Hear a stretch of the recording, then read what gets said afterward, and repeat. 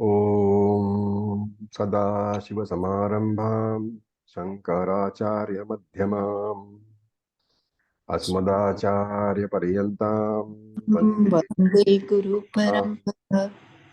Om Sahana Vavatu Sahana Bhunaktu Saha Veeryam Karavai Tejasvinavadhitama Vidvishavahi. Om Shanti Shanti Shanti. So, in the last three classes, we saw a few mantras up to mantra number 7. And in mantra 5 to 7, we saw that the teacher, in this case Brahmaji, Lord Brahmaji, was giving instructions on dhyanam, all the three levels of jnanam. And we said that according to one's own level, whichever level he has advanced to in the spiritual path, one should choose the type of meditation. And one who has gone through all the three levels, we said, he achieves Bhuta Yoni. So the prayojanam of this meditation is Brahma Prapti. Now we look at mantra number 8. So we will chant. Sa Brahma Sa Shiva Sendraha Sabrahma Shivah Sendraha Soksharaf Param Swarat Sokshara Param Swarat Swarata Sa Eva Vishnu Sa Pranaha Sa Eva Sa Eva Vishnu Sa Pranaha Sa Kalo Agni Sa Chandramaha Sakalo Sakalo Chandramaha. Okay. And Saha Brahma. He is Brahma. Saha Shivaha. He is Shivaha. Saha Indraha. He is also Indra. And therefore only Saha Paramaha. He is the Supreme One. And what is the definition? Saha Aksharaha. He is imperishable. Saha Swarataha. He is the self-effulgent one, the always visible one. Sa eva Vishnuhu. He himself is Vishnu. Saha Pranaha. He himself is Pranaha. Saha Kalaha. He is time itself. And Saha Agnihi. He is the fire. Saha Chandrama also. He is the moon. So various descriptions are being given. What does it all pertain to? We're talking about the dhyanam. So in the dhyanam, the meditation on Arupa Ishvara, on the formless Ishvara, we have to remember that when we say formless Ishvara, we are not talking about an Ishvara which is different from me. Okay.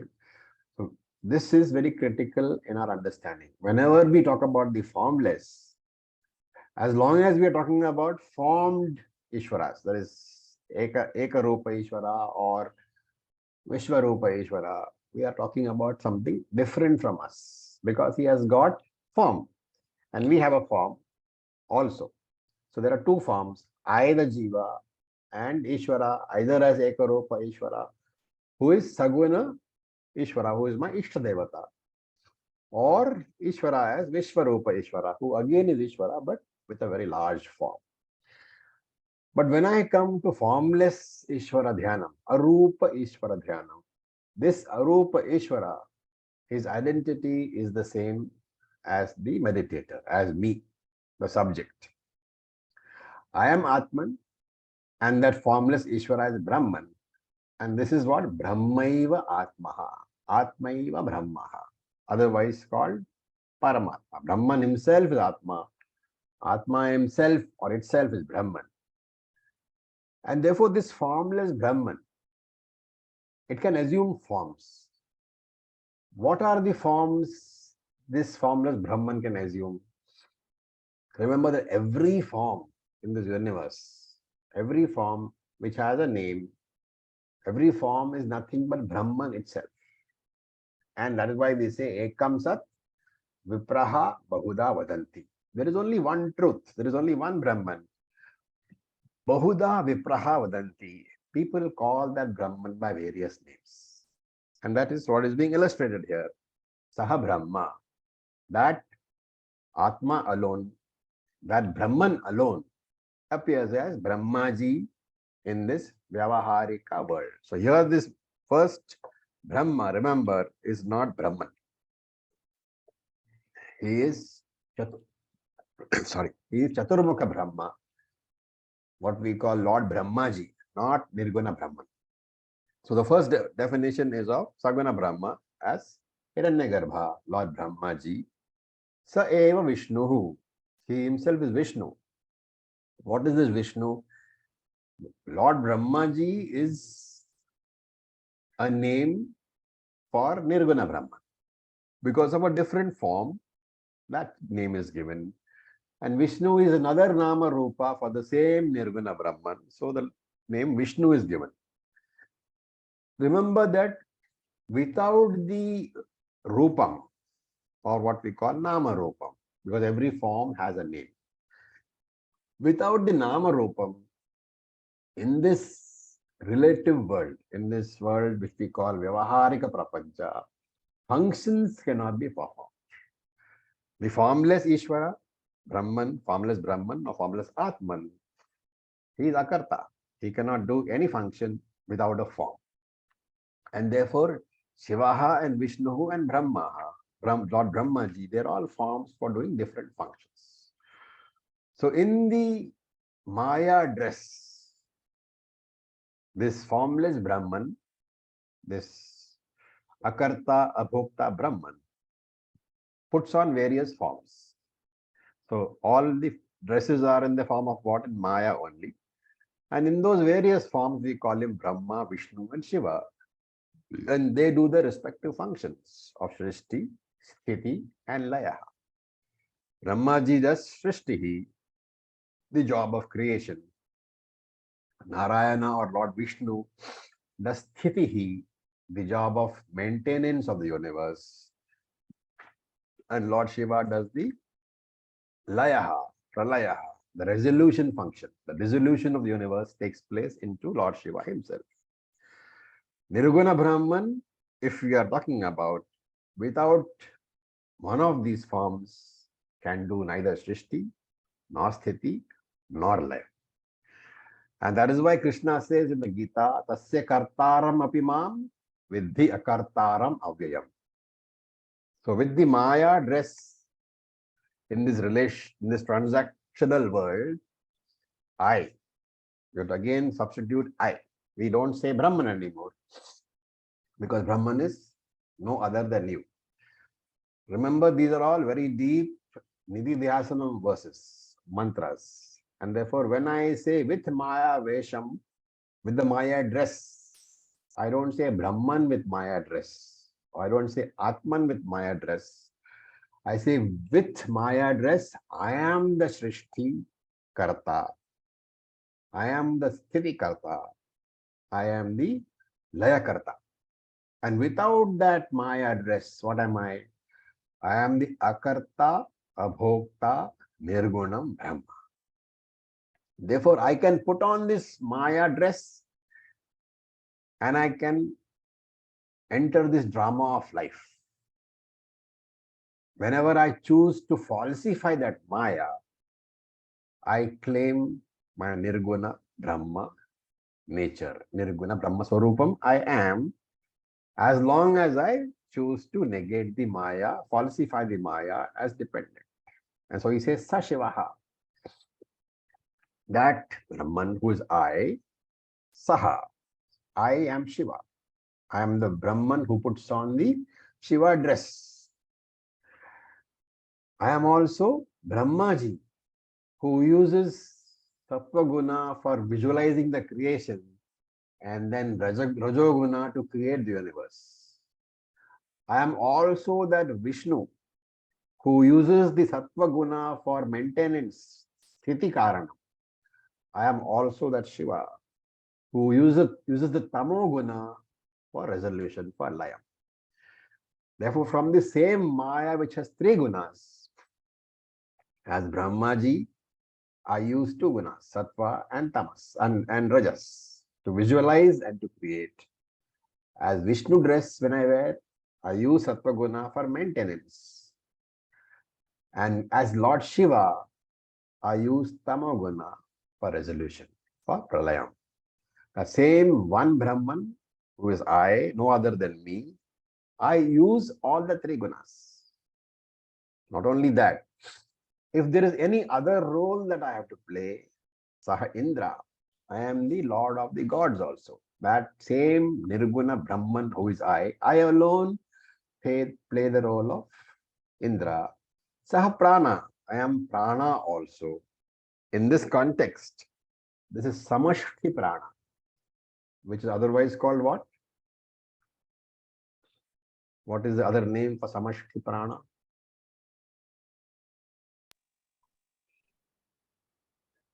Anybody? We discussed it only yesterday in the Vedanta Sara class.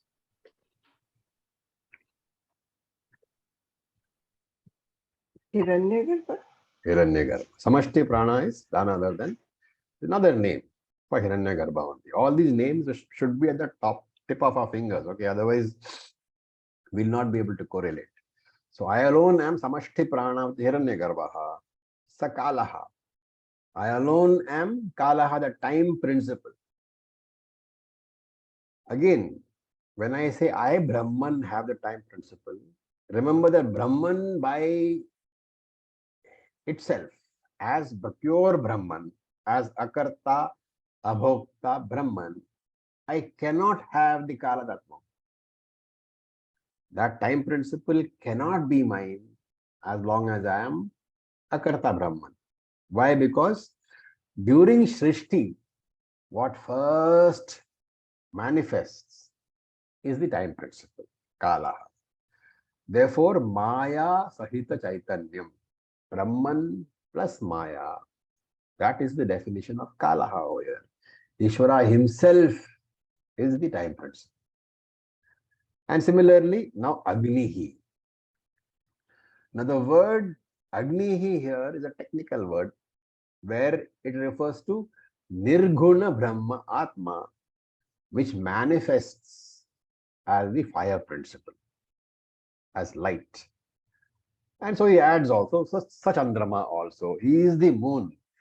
That same Nirguna Brahman manifests as the moon. So Agni and Chandrama here are basically referring to Devatas. Because earlier he said Indraha, then he said Pranaha, which is Hiranyagarbha, then he said Kalaha, which is the time principle itself. And now he is referring to various other devatas. So Agni here means Agni Devata, Chandrama means the moon Devata. So all these devatas are, in short, what is he saying? They are all different dresses worn by me, the one and only Nirguna Brahman. All appearances, all these appearances, Agnihi, Chandrama, Kalaha, Pranaha, they are what? They are based on Upadis. So they are all Saguna appearances. And therefore they are called the Sopadika Swarupam. Sa Upadika Swarupam. With Upadi nature. So all Saguna appearances, all the Devatas, including Indra, they are all Sopadika Swarupam of me, the one and only entity, which is Brahman. If all the Upadis are removed, what happens? I am left with my real nature, which is Nirupadika Brahman. A Brahman without any Upadis, which is pure consciousness existence principle. And what is the nature of that Brahman? So he says, Swarataha, self-effulgent.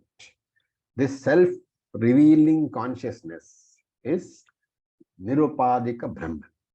So Swarata has to be understood as Swayam Prakasha, which means self-revealing. Also You have to understand self-revealing as what? The nature of consciousness. Chaitanya Sarupaha. So we are using a lot of Sanskrit words because there is no substitute for those words. While I try to explain in English, please try to understand the words as they are. So Chaitanya Swarupaha, Swayam Prakashaha. These are all meanings of the last word of the first line of the mantra, Swarat. Then Saha Paramaha. So he is the supreme one, the absolute one. And because it is absolute and Paramaha, it is beyond all the name and forms. So they cannot be described by Nama Rupa, such as Hiranyagarbha, Vishnu, Shiva. All these are not capable of capturing the real nature of Paramaha, which is consciousness principle. And then Saha Aksharaha. So, what is Aksharaha? You can take it as Na Ksharaha iti Aksharaha. That which does not decay, that which is imperishable, that is Aksharaha. That which is not subject to change. Why? Because Brahman always is, since it is the existence principle and it is eternal. So Aksharaha also means imperishable as well as Nirvikaraha, not subject to any change. Whereas Lord Brahma, Lord Vishnu, and Lord Shiva are all subject to modification, to changes. While I, Nirguna Brahman, I am absolute, I am changeless. And that absolute changeless reality is my real nature. And this is the way in which Atmajnanam has to be assimilated by us, which Shankaracharya captured in his immortal words, Brahma Satyam Jagan Mithya Jivo Brahmaiva Naparaha. So this, what is being put in this mantra in a beautiful way, is going to be expanded a little bit more in the next two mantras. So we will look at mantra number 9 now. We will chant.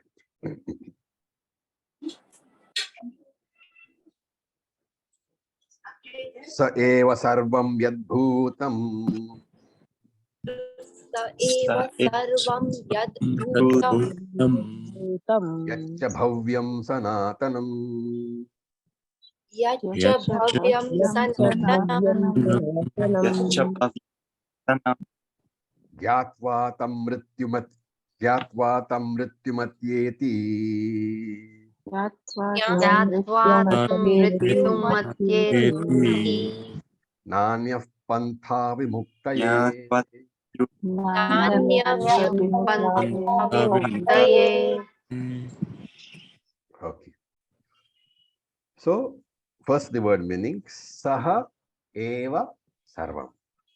You can understand, he alone is everything.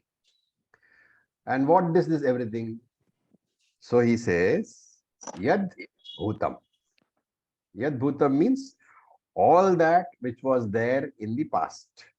He alone is.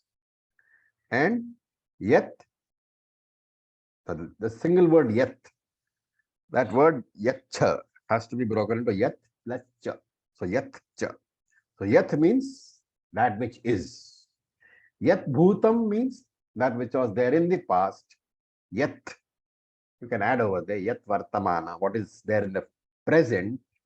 And Yat Bhavyam Cha, which will be there in the future.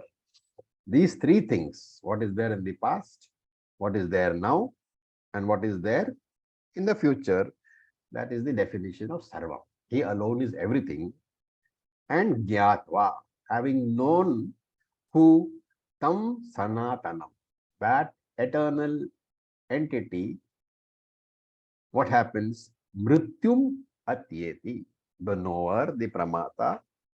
Mrityum Atyeti. Atyeti means to go beyond, to transcend.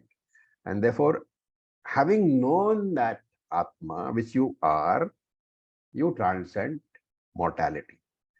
And he says very beautifully at last line, Na anya pantaha vimuktaye. Na anya pantaha. There is no other path vimuktaye, for moksha. Okay, so Brahmaji is summing up what he has said so far. He says, Saha eva sarva. Everything in creation is Nirguna Brahman alone.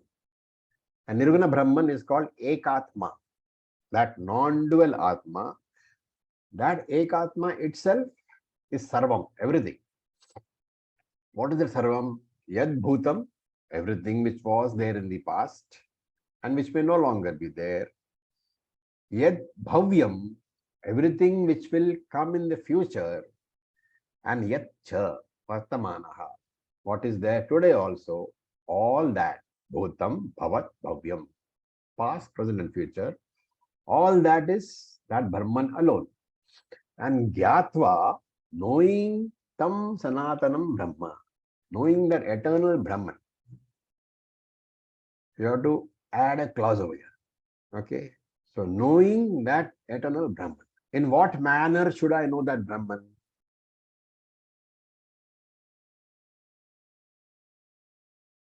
He doesn't say. But Lord Brahmaji assumes that we are all advanced students. As myself. As yourself. Okay. So knowing that Brahman, that eternal Brahman who is everything in the past, everything today, and everything in the future, Yatva tam sanatanam Brahma, knowing him as not different from myself, Mrityum atyeti, I go beyond mortality. The only way, to use the ocean and wave example, the only way for a wave to become immortal is what? Is to drop the thinking that he is a wave and accept the identity of being water.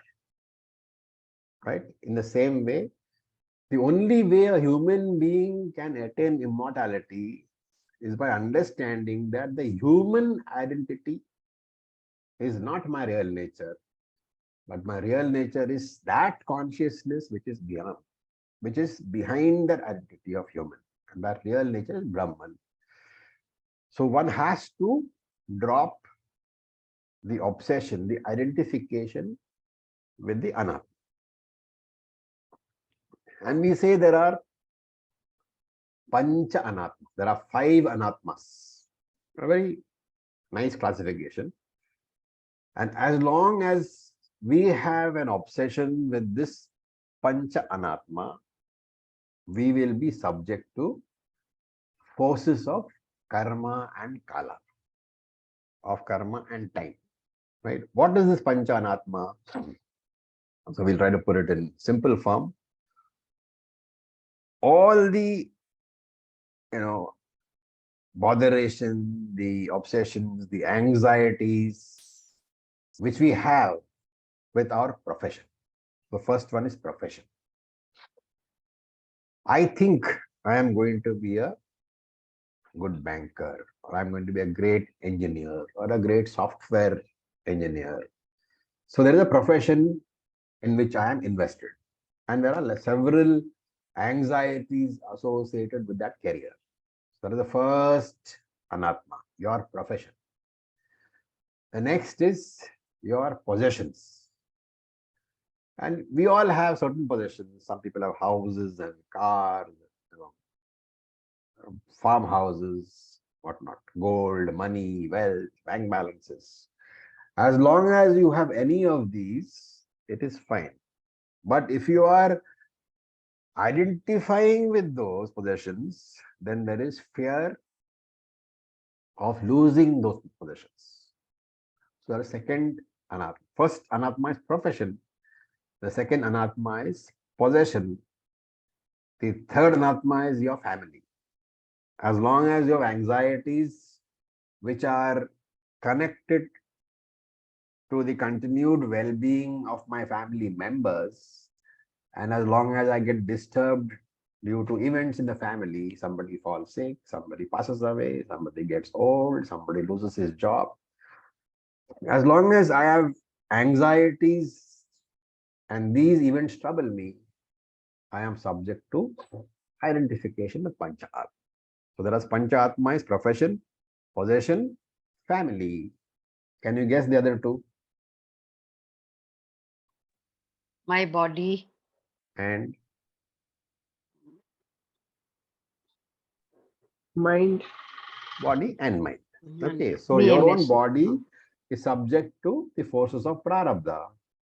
And as long as you're obsessed with the body, you are in the grip of Panchanatma. And then there is the mind.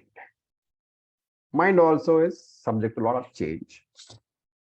It is worthwhile to note that there is a particular order: profession, possession, family, body, and mind.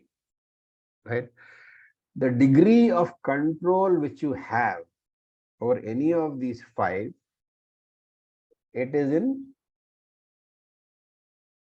the degree, or I'll put the other way around, the degree of control which you do not have, if you put it that way, is in increasing order. Like over profession, you have some control. Over possession, you have more control. Over family, little more control. Body, you can take care of a little bit better. But if you look at objectively, out of all the Pancha Anatma, profession, possession, family, body, and mind, any worthwhile degree of control can be exercised only over the mind. And I can exercise that control only in one way, by changing my attitude. Right? So this is the ladder. As you climb the ladder, the control becomes less. Mind is some control, body is less control, family is even lesser control, possession is even lesser control, and profession is the least control. So this is the ladder of Pancha Anatma. The lowest ring in the ladder is the mind. The highest rung is profession. And as you climb the ladder, as you go up, the degree of control becomes less and less. We can actually, if you look at the work that we can do, like we all do some work on our mind, we all do some work on the body, we all do some work about our family and about our possessions. How then can you say that there is no control? Because if you think analytically, you will know that yes, there is something which you can do definitely. You can contribute to the well-being of each of these five, but you are never a controller. Right? Contribution is there by way of my actual efforts to better these five, but I am never the controller, because there is in all the five, my prarabdha plays a very strong role, and over prarabdha we all know there is no control at all. You can only work to address the prarabdha once it has presented you with a situation. And therefore, if you look at the Hatha Yoga view, so mind you, I am not criticizing Hatha Yoga, but the Hatha Yoga view of moksha is absolute control over anatma. And from the Vedantic point of view, if moksha means to get total control over pancha anatma, there is nobody in this universe who can get moksha. Why? In the triangular format, the word which we use, what are the three ends of the triangle?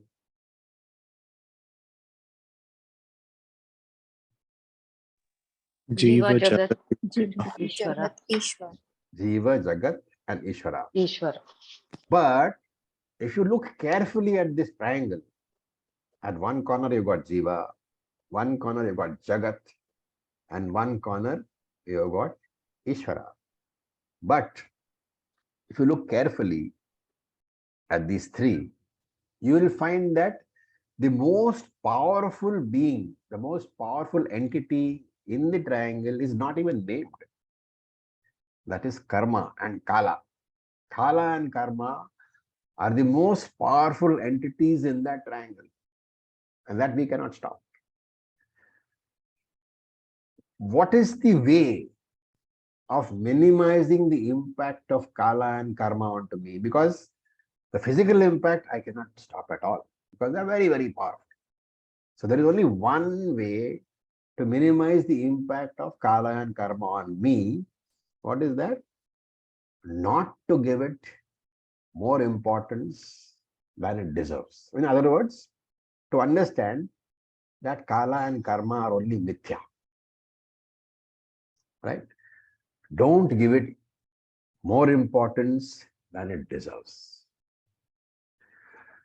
And in this story, there is some good news also, that the very same kala, the very same time, who is your enemy, is also the savior.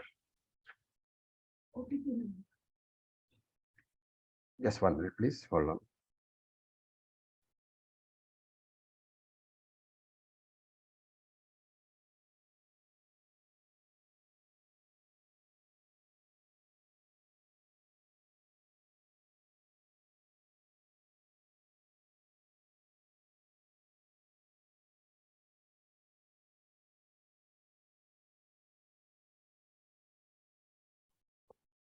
Yeah, sorry. So the same problems that time brings will eventually be sorted out by time itself. Therefore, your enemy is also your friend, your savior. And to give an example, the most painful disease in the body, for example, let us say you get a very painful disease, which comes with time. But that same time brings about, let's say the disease is an incurable disease. So it's painful. Time has brought about something because of a prarabdha which you cannot sort out. But the same time will also bring an end to the body. With the inevitable death of the body, that problem itself is sorted out. So this one step backwards you have to take. That is possible only when you have stopped giving the body more attention than it deserves. So at the anatma level, I have to realize that my control is limited. And therefore, the only way to prevent anatma from impacting me is to understand the mithya status of the anatma, which means I'm not saying ignore the anatma, give it due importance, but don't give it more importance than is necessary. It doesn't mean you neglect anatma, but give it the right amount of attention, neither too much nor too little. Anatma is not, remember, anatma is vyavaharika satyam. It is not paramatmika satyam, which is absolute, nor is it pratibhasika satyam, which is subjective. It is vyavaharika satyam, relational truth, transactional truth. And therefore, you have to understand it as it is. The best way to handle anatma is to look at it objectively and accept it as it is, as the product of my prarabdha, without any self-judgment. So SPG says very nicely, learn to look upon the ahankara not as yourself, but as your neighbor. What is the advantage of looking upon ahankara as your neighbor? You all know, right? When your neighbor has some problem, you deeply sympathize. And you also try to help as much as you can. But even the death of the neighbor will not very deeply affect. It will affect you, but it will not very deeply affect you because it is not your problem. It is a neighbor's problem. That is the way we are all built. And therefore SPG says, neighborize your ahankara. Let your ahankara be a neighbor from now on. Don't let it be yourself. Then he says, na anya pantaha vimuktaye. there is no other method for achieving moksha other than understanding that Brahman as non-different from me, which comes through what? Which comes through jnanam alone. And therefore, anya pantaha here means all other sadhanas, whatever sadhana you are doing, karma yoga, upasana yoga, bhakti yoga, raja yoga, kundalini yoga, anything else that you do, they are all useful. We don't say they are not, we don't discount them, but they're all useful only for chitta shuddhi, and moksha is possible only through jnana. This is what has been very clearly conveyed in these two mantras. I'll break for a minute in case any questions are there. Om Acharya. Yeah. Indira. So the Fayanatma, you said degree of control is more less. So in terms of our, like how we are not choosing our body and the mind, right? Not like after we are born. In that way, look at, we have more control over the body and the mind after we are born. Like, we can take care of the body, the mind, everything. That is not what is meant. Your body and mind, in fact, your entire environment, including your profession, your family, everything is affected by what? Your own efforts to some degree, yes. But do we ever feel that we have total control over our profession or our possession or our family or our bodies? Do we ever feel that? No. Why don't you feel that? Because if it was solely a result of your own effort, then that feeling should be there that I can take care of everything. But you always say no. There is always something beyond. That something beyond is the prarabdha karma. That prarabdha karma you have no control over. You generated that prarabdha karma in your earlier lives, yes. But having generated that karma, it has now to be experienced. Over what kind of experience that karma will bring, do you have any control? You don't even know what is the next prarabdha for tomorrow morning. And therefore, you don't have control. The only thing you can handle with some amount of effort is your mind. Because your attitude has to change. What is attitude? I am not the mind. The mind is a mithya entity, and therefore I can make an effort to see that it is kept relatively peaceful. What we call FIR. Yeah. Okay, actually, understood. Thank you. Okay. Any other question? Sir, can you give an example as to how to neighborize the Ankara? Is it like you need to understand that all the changes are only on the RC level and my true nature is OC? Yeah, as long neighborize means what? Stop thinking of that Ahankara as you, which means stop taking the RC as you, take the OC as you. As simple as that. Thank you, Acharya. Okay. So we will now go to mantra number 10, which we will chant.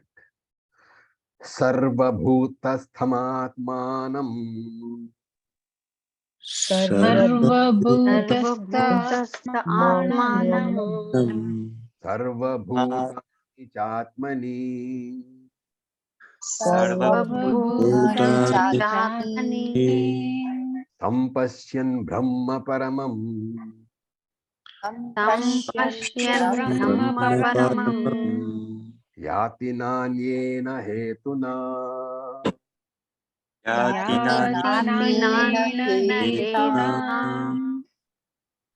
Okay, first we will look at the word meanings. So, Sampashyan, clearly seeing. Pashyan means to see. Samyak Pashyan. Clear, the prefix Samyak will add clarity. Samyak Pashyan, clearly seeing without any mistakes. Atmanam, oneself. So here Atmanam is not Satchit Atmanam. Atmanam is a reflexive pronoun indicating myself, I myself. Sampashyan Atmanam clearly seeing myself as what? Sarva Bhutaha Sthaha. Sarva Bhutastham. Sarva Bhutaha Sthaha. Present in all living beings. That is the first line. Then also you have to read Sampashyan Atmanam twice. Clearly seeing Sampashyan Sarva Bhutani, all living beings, clearly seeing Atmani, in myself. When you do that, what happens? Paramam Brahma Yati. One attains the Supreme Brahman. Na Anyena Hetunaha. Not by any other means. So in both mantras, he is very clearly emphasizing there is only one way of getting knowledge, and that of getting moksha. I'm sorry. Only one way of getting moksha, Paramam Brahman Yati, is moksha. What is that? Sampashyan Paramam Brahma, seeing that I am present in, there are two parts of this which he is saying. Seeing that Sampashyan Brahma Bhutas Sarva Bhutastam. Sampashyan Atmanam Sarva Bhutastam. Seeing that I am present in all living beings. And not only that, Sampashyan Sarva Bhutani Atmani. Seeing that all living beings are present in me also. Only if you can do both of these, Paramam Brahma Yati, you will get moksha. So, Sampashyan Brahma Paramam, by clearly understanding that Paramam Brahma, Nirguna Brahman, is the only reality which is what? I, the Sakshi Chaitanya. So, that's why Atmanam. I am the Sakshi Chaitanyam, the witness consciousness. I, that witness consciousness, am absolute Brahman. And Paramam Brahmayati, one attains Brahman. So attaining here has to be understood very carefully. Knowing Brahman means one merges into Brahman. This is called moksha.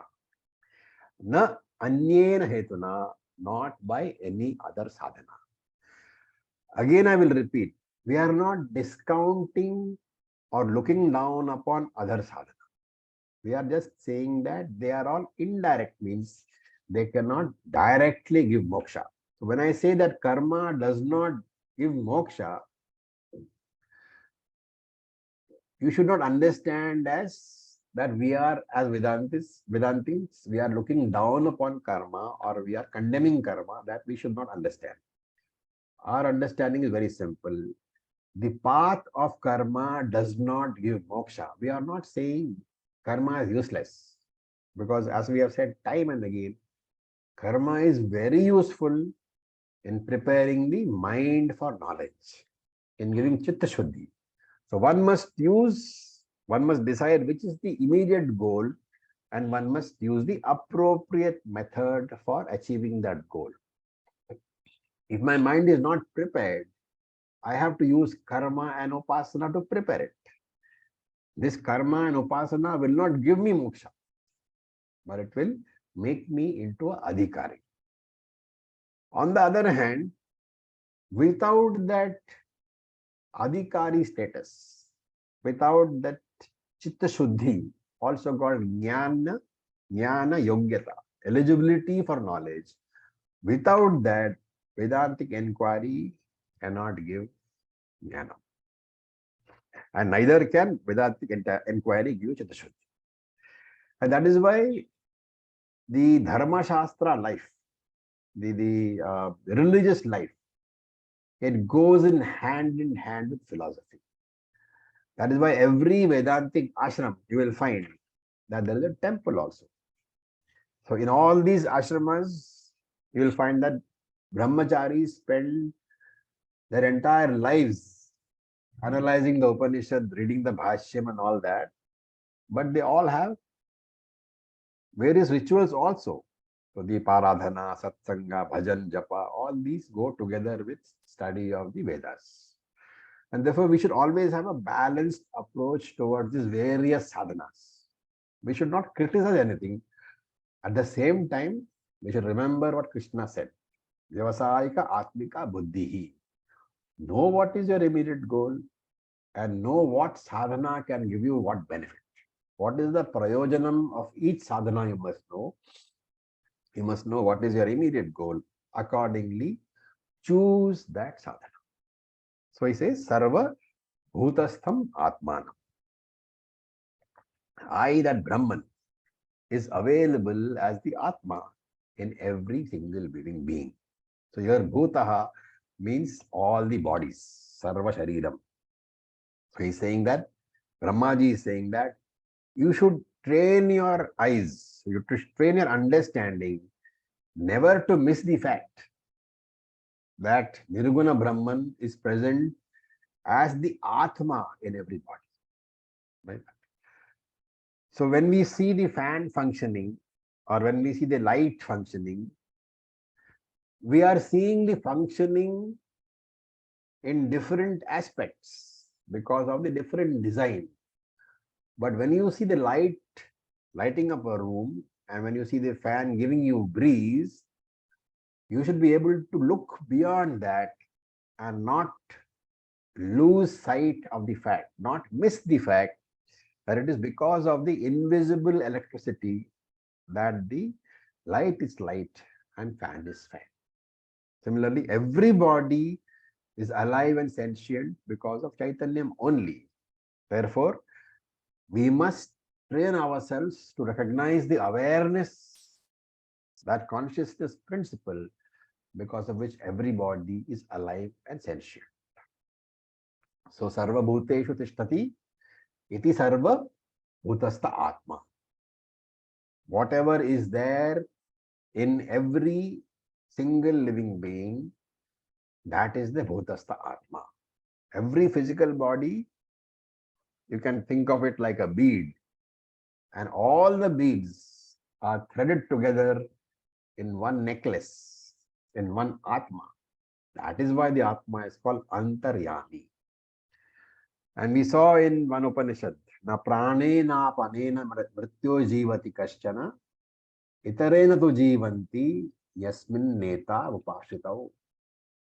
I hope you remember.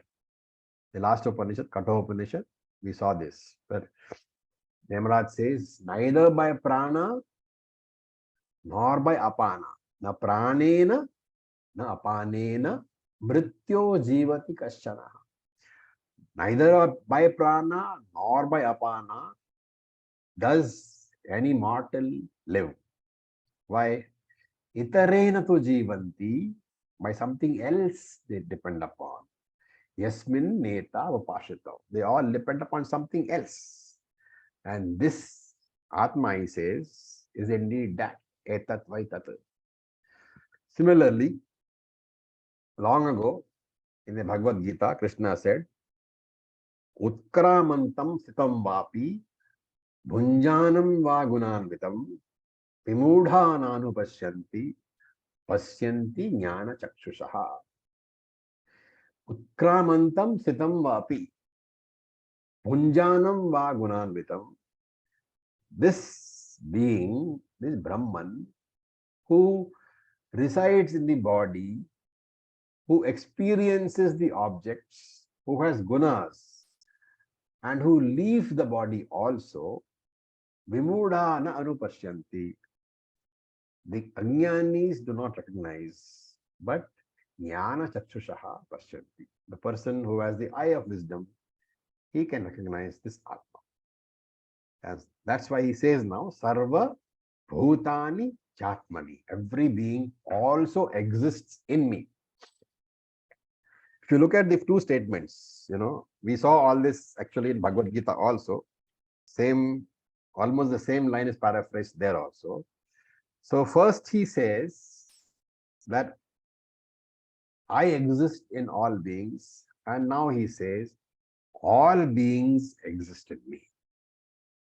So first I say that space exists in all the pots.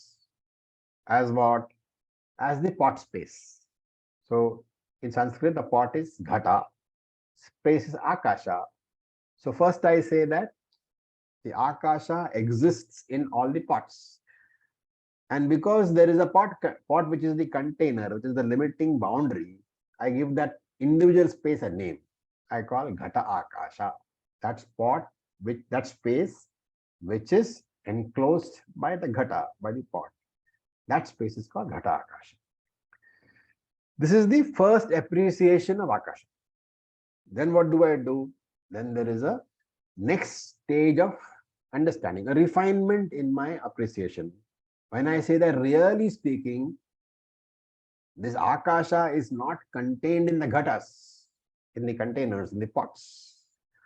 But all the pots, all the ghatas are in the all-pervading Akasha. Right?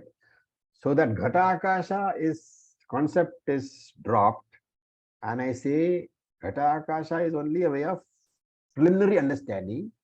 Later on, I have to say that all the ghatas are in the Sarva Vyapik Akasha. Everywhere that Akasha is, the pots are there, because pots have to be somewhere. And since Akasha is everywhere, pots have to be in the Akasha only. Similarly, I am saying here that initially I say Atma is there in everybody. Then I say, no, that was a preliminary understanding. Now you have to understand that everything exists in that Atma. So all the bodies, all the plants, all the mountains, all the rivers, all the planets, all the stars, all the galaxies, they all exist in the one non-dual Satchit Ananda Atma. So there are no individual Atmas in individual bodies, but there is only one Brahma Atma who is a Ekatma, one Atma only. And that one Atma I should claim as me, myself. So in the spiritual path, when you start, initially you will say that I am a miserable Jiva and Bhagavan is great. And if you remember the 7th chapter of the Gita, Lord Krishna describes the 4 stages of bhakti. Arthaha, Arthartha, Jignasu and Jnani. So in Artha, Arthartha and Jignasu, I am separate and Ishvara is separate. But in the Jnani stage, I have to claim that there is no Ishvara who is different from me. And therefore Krishna says, Jnani tu Atma eva meva.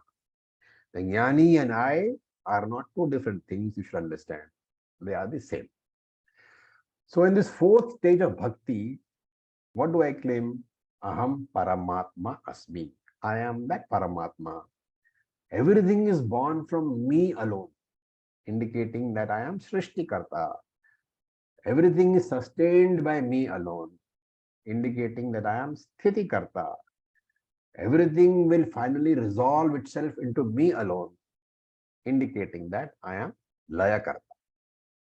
So in summary, the first part of this mantra says, Sarva Bhutastham Atmanam Sarva Bhutani Chatmani, says that one should begin by seeing the Atma in all the bodies. Which is, one should begin by seeing yourself, the consciousness principle, as present in all the bodies. Then the second part says, Sarva Bhutani Chatmani, one should see all the bodies in that one Atma. And this Krishna has borrowed in which chapter?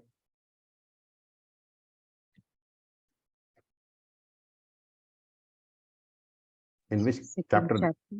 Sorry? Second chapter. No. Chapter 9, 7. No.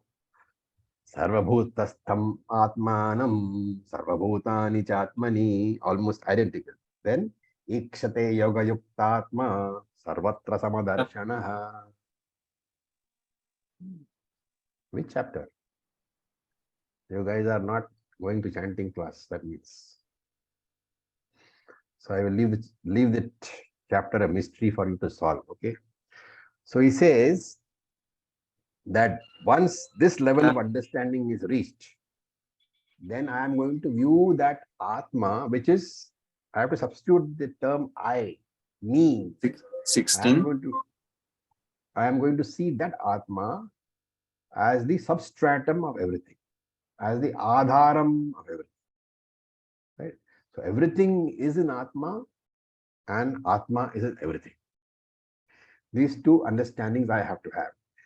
And when I say Atma is in everything, I am saying Antaryami. When I say everything is in Atma, I am saying Sarva Adhara. It is a substratum of everything. So first lesson is that space, Akasha, is within all the pots. So that is called Antaryamitvam, the quality of being there everywhere. What is second lesson? Second lesson is that all the pots are in only one Akasha, that is Vishwa Adhara. Similarly, if you transpose that, Atma is everywhere, in everyone. Lesson number 1. And second lesson is what? Everyone is in Atma. So these are two stages of learning. Then there is third stage, that Atma which is everywhere, and the same Atma in which everyone is there, that Atma is none other than me, myself. And what is the benefit of knowing this? Paramam Brahmayati. The knower of this Atma becomes one with Atma. The knower becomes Brahman. Becoming has to be understood not as a process. Becoming is simply dropping the misconception that I am not Brahman. It helps me to drop the notion of difference. Dropping the notion of difference is the merger of Jivatma with Paramatma. There is no other merger. And again he repeats, na anyena hetuna, by no other means excepting jnanam can moksha be obtained. All other paths will prepare your mind, but only jnanam can help you get moksha. You can choose any of the different paths for preparation of mind. But after the preparation, there is no more choice. There is only one method to move forward, and that is what? Jnana. So with this, we'll stop for the day in case you have any other questions.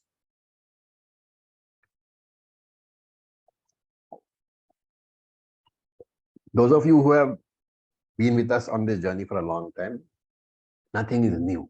Okay. Now again and again what we are doing is we are presenting the various mantras basically for nididhyasanam purposes. The same knowledge is going to be repeated again and again and again. Of course, when we do some advanced Upanishads like Taittiriya and Mandukya, it will be much more in detail because Shankara Bhashyam we are going through. And Shankara talks about very many other aspects trying to provoke us into thinking. But if you keep that thing aside, the message is very simple. Brahma Satyam Jagan Mithya Jivo Brahmayavna Paraha. I am that same Brahman, which is Satyam. Everything else is Mithya.